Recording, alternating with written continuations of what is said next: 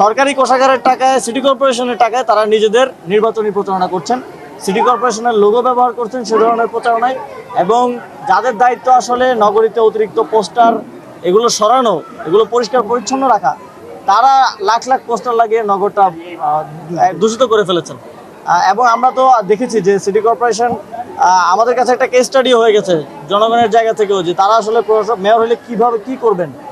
এই ইয়াতে কোরবানির ঈদে আমরা দেখেছি যে হাট নিয়ে তারা কি করেছেন, যেখানে জীবনে কখনো হাট হইতো না, মানুষের আবাসিক এলাকার ভিতরে ভিতরে পর্যন্ত তাদের পৃষ্ঠপোষকতায় হাট হয়েছে, মেট্রো রেলের স্টেশনের নিচে তাদের পৃষ্ঠপোষকতায় হাট হয়েছে।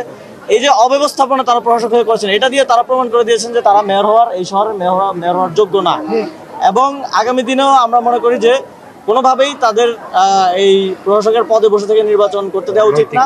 তাহলে এই নির্বাচন নৈতিকভাবে এবং এই নির্বাচন প্রসিডিউরাল ভাবেও এই নির্বাচন একটা প্রশ্নবিদ্ধ এবং এক ধরনের অবৈধ নির্বাচনে রূপ নিচ্ছে। জাতীয় নাগরিক পার্টি এককভাবে স্থানীয় সরকার নির্বাচনে অংশগ্রহণের জন্য সর্বাত্মক প্রস্তুতি নিচ্ছে। ইতিমধ্যে আপনারা জানেন আমাদের 100 জন প্রার্থীর নাম ঘোষণা করা হয়েছে, আরো 100 জনের নাম এই কিছুদিনের মধ্যেই ঘোষণা করা হবে। 5টি সিটি কর্পোরেশনের প্রার্থীদের নাম ঘোষণা করা হয়েছে। আমরা সারা দেশে আমাদের প্রস্তুতি নিচ্ছি স্থানীয় সরকারে অংশগ্রহণ করা, এবং সেই সক্ষমতা আমাদের রয়েছে। এখন জোটের বিষয়ে, জোটে নির্বাচন হবে কি হবে না সেটা সব রাজনৈতিক দল মিলে বসে তফসিলের পূর্বে বসে এটা বিষয়ে একটা সিদ্ধান্ত। মানে এখনো কি সুযোগ আছে যে জোটবদ্ধভাবে নির্বাচন করার? দেখা যাক। এখন আমাদের একটা মুশকিল হয়েছে, এই সরকার তো অনেকে মিলে যাচ্ছে, আবার আওয়ামী লীগেরও কিছু সফট সাপোর্টার এই গভর্নমেন্টে আছে।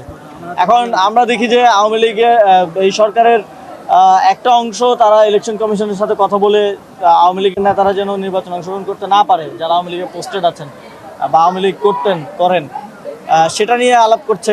আবার সরকারের একজন উপদেষ্টাকে দেখছি, তিনি বলছেন যে আওয়ামী লীগ নির্বাচন করতে পারবে। তো সরকারের দিক থেকে আসলে মেসেজটা ক্লিয়ার না। আমাদের মনে হয় যে সরকারের একটা অংশ আওয়ামী লীগও চালাচ্ছে বিএনপির সাথে সাথে, কারণ এইটার তো প্রশ্নই ওঠার কথা না যে একটা নিষিদ্ধ সংগঠনের নেতারা কিভাবে নির্বাচন অংশগ্রহণ করতে পারে। নিষিদ্ধ সংগঠনের কার্যক্রম নিষিদ্ধ, মানে সব ধরনের কার্যক্রম নিষিদ্ধ, এবং তাদের পোস্টেড নেতা কর্মীদেরও সব ধরনের কার্যক্রম, নির্বাচন অংশগ্রহণ, এই সব কিছু নিষিদ্ধ হওয়া উচিত।